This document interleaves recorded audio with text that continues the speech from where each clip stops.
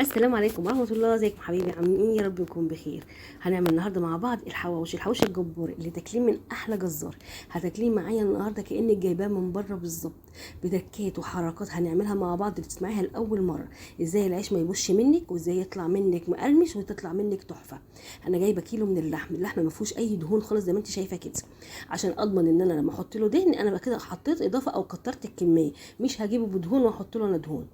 انا معايا نص كيلو من البصل مقطعه زي ما انت شايفه كده، ومعايا ربع كيلو من الفلفل واتنين بس طماطم.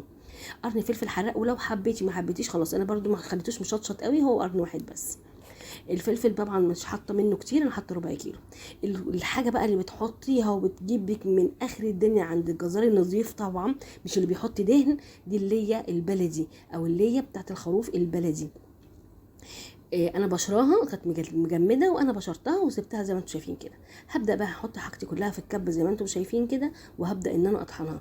طيب يا صابرين، انت الطماطم بتعمليها ليه؟ الطماطم هتخليها مسكره وهتدي معايا لون حلو، لكن انا مش عايزه احط طماطم يعني. بس انا يعني اللي انا بعمله ده بيدي طعم حلو مش اكتر. يعني مش حابه تحطيهم ما تحطيهمش، بس لو مشيتي معايا على التركات اللي انا بعملها دي هتقولي لي انا عمري ما اكلت حواوشي قبل كده خالص. شويه الحاجات اللي هنقول عليها النهارده هتجدد من مطبخك وهتجدد من اللي انت بتعمليه، وهتحسي ان الحواوشي بتاعك مختلف. ادي البصله بتاعتي زي ما انتم شايفين كده، انا لا عايزاها ميه ولا عايزاها خشنه، كاني مخرطاها رفيع جدا او بشراها. هي انا عايزاها بالشكل ده كده. طبعا اللي هينجز معايا هو الكبه. قرن الفلفل الحراق بتاعنا الجميل اهو، هنشيل بس القمه بتاعه من ورا، وادي القرن، وهنحط بقى كميه الفلفل بقى، قطعيها عشوائي، قطعيها بسكينه زي ما تحب. انا بص انا عملتها بايديا، مجرد بس ان انا شلت منها الحته من ورا اللي فيها البذر وخلاص.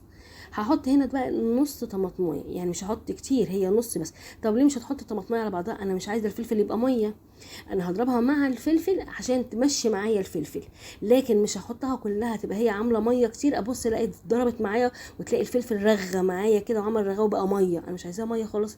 انا هوريكي دلوقتي لما اجي افتحها دلوقتي عليه هوريكي الشكل بتاعه عامل ازاي بالظبط من جوه، وهو ده الشكل المطلوب اللي انا عايزاه. شوفي انت مش هتقولي اصلا انا حاطه طماطم فيها، هو ده شايفينه عامل ازاي؟ شايفه متخرط ازاي؟ انا مش عايزاه لدرجه ان هو يجيب ميه، انا مش عايزه الفلفل اللي جايب ميه خالص. دلوقتي انا خلاص كده خلصت كل الفلفل والقوطه والبصل والتمام كله. تعالي بقى نحط الحاجه بتاعتنا. جبت اللحمه، جبت طبق كبير كده على قدي، وحطيت البصل اللي انا فرمته زي ما انتم شايفين، الفرم كانه مبشور متفرم، مش ناعم ومش خشن. وادي الفلفل بتاعي والطماطمايه زي ما انتم شايفين، ادي الشكل بتاعهم اهو.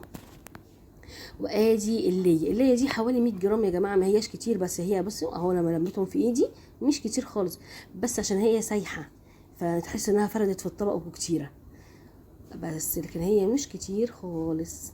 طبعا حرام اي حاجه اسيبها لان ده اللي هي غاليه جدا. زي ما احنا شايفين كده هحط التوابل بتاعتي بقى. انا جايبه من بره سايب، مش جايبه اكياس، والله ما لقيتش اكياس، بس انا جبت سايب توابل حواوشي وكزبره ناشفه حاجه بسيطه وفلفل وملح وبابريكا، اكتر من كده مفيش. حابه تحطي اضافات تاني من عندك انت حره حطي، مش حابه خلاص هي دي التوابل المظبوطه، مش كتر توابل هي. حابه تحطي كده تمام، مش حابه تحطيه برضو براحتك خالص. يعني توابل الحواوشي دي بتخليكي كأنك تاكلي حواوشي من بره. وطبعا عشان انا حطيت البصله بميتها وحطيت الفلفل والطماطم، فكل ده فيه ايه يا صابرين؟ فيه ميته، وانا ما صفيتش الميه بتاعت البصل. هحط له معلقتين دقيق محترمين زي ما انتم شايفين كده، وهبدا ان انا اعجن. شايفين الكميه بتاعتي اتضاعفت 100% من حجمها. ده كيس بيكنج باودر. طب الكيس البيكنج باودر انت ليه حطيتي بيكنج باودر؟ هو الحواوشي بتحط له بيكنج باودر؟ ايوه، انا متعوده بحطه على الحواوشي وبحطه على الكفته. لما تحطي الحواوشي العجينه بتاعه اللحمه جوه الرغيف بتلاقيها كشت وقت اقل من الرغيف نفسه، صح؟ دي بقى هتخليكي من اول ما تحطيها لحد لما تيجي تاكليها بحجمها الطبيعي جوه العيش، مش هتكش معانا نهائي. الحاجات اللي بقولك عليها دي حاجات تركات مش ما سمعتيهاش قبل كده من حد، وصدقيني هتاكلي حواوشي ان ما حصلش. انا مش بعجن يا جماعه، انا بقلب وبدغدغ كده بايديا عشان بس احس ان البيكنج باودر اتقلب في كل مكان، مفيش حته ما فيهاش بيكنج باودر. كان ممكن احط ده مع الدقيق، ايوه، بس انا كنت فضلت ان انا احطه كده عشان اعرف انا حطيت فين وما حطيتش فين. لو اتقلب مع الدقيق في البدايه ما كنتش يعني مش هعرف اقلبه كويس، لان كان طبعا كله على بعضه مش هيعرف اقلب معايا زي ما انا عايزه. كده انا خلاص خلصت. الحركه اللي جايه بقى هعمل ايه؟ خلاص انا كده عملت. ما تروحيش بقى تحطيها في العيش على طول، لا يا حبيبتي، حطيه في التلاجة على الاقل ربع ساعه. طب ليه؟ احنا حطينا دقيق، والدقيق ده هيشرب السوائل، هحطه ما نلحقش يشرب السوائل. طب سيبيه بقى الربع ساعه دي واتفرجي على تماسك العجينه نفسها هيبقى عامل ازاي. مش هتحسي ان كان العجينه بتاعتنا فيها بصله بميتها ولا الفلفل بميته نهائي. انا جايبه صاج نضيف وهدهنه بالزيت زي ما انتم شايفين كده، وهجيب العيش بتاعي.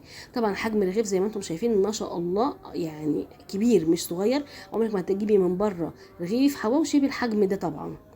انا عملت قد ايه بقى من الحواوشي بتاعي ده هقول لك في الاخر. الكميه دي طلعت لي قد ايه. طبعا احنا اللي بناكله في البيت غير اللي بناكله بره، بس انت لو بتاكليه بره عند جزار نضيف غالي، شوف الرغيف ده هيكون بكام. وطبعا مليان لحمه زي ما انا هعمل كده ليكو. لكن لو هتجيبيه من عند اي واحد اي كلام مش هيحط لك كميه اللحمه دي اولا، وفي تاني حاجه مش هيطلع معاكي بالجمال والطعام والريحه اللي هتشميها هنا. ولا تقولي لي بقى يعني انت عاملاه في البيت ده نهائي. بصوا انا من اول رغيف لاخره زي ما احنا شايفين اهو، وهوريكي ان بعد ما اسوي هيبقى معايا قد ايه. الصاج بتاعي يعمل 4 رغيف زي ما انت شايفه كده. انا خلصت طبعا، انا ما دهنتش من تحت ان حاطه الصاج نفسه حاطه فيه زيت، انا مش عايزه دهون تاني، انا مستكفيه بس بالدهون اللي انا حطاها في جوه العجينه بتاعت اللحمه. زي ما انتم شايفين كده انا بس بزيت همسح بس عشان الوش يقرمش معايا، همسح بس مسحه خفيفه. انا بشوف ناس بتحط دهن تبقى مسيحاه كده وتحمره فيه على البوتاجاز، او بتحط زيت وتحمره، يا جماعه بيبقى تقيل جدا. الطريقه دي صحيه وفي نفس الوقت مش غرقان في الدهون. انا مجرد ان عايزه العيش بتاعي يقرمش واللحمه تستوي كويس، ومش بعمله في الطاسه. عايز تعمليه في الطاسه على البوتاجاز من فوق اعملي، بس دي بتنجز معاكي اكتر.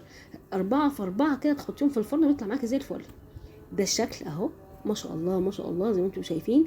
اللون بيتكلم عن نفسه طبعا، مش محتاج ان انا اتكلم. وسامعين القرمشه؟ طبعا انا مش واصله لكم الصوت بس القرمشه عاليه جدا. هوريكي بقى كده، بصي اهو من ورا، بصي شايفين الشكل عامل ازاي؟ زي ما انتم شايفين انا مسحت بالفرشه بس، انا ما حطيتش زيت كتير. والصاج بتاعي او الصينيه بتاعتي زي ما انتم شايفين اهو. شايفين اللحمه بتاعتي ما كشتش ما لمتش من اول ما حطيتها لحد لما رجعتها. انا قصدت ان انا احط لكم الرغيف لان الرغيف ده كان اول رغيف انا حطيته قدامكم، هو نفس الرغيف اهو. شايفين اللحمه ما كشتش ازاي؟ عايزه اقول لك في الوقت ده البيت كله اتقلب من ريحه الحواوشي بتاعي، ريحته كانت خطيره. دلوقتي اللي انا عملت قد ايه؟ انا عملت حوالي 17 رغيف من الحجم الكبير اللي انتوا شايفينه ده، من الكيلو بس من اللحمه. اعملي بقى وكلي واشبعي انت وولادك، بس ما تنسينيش باللايك بالله عليكي.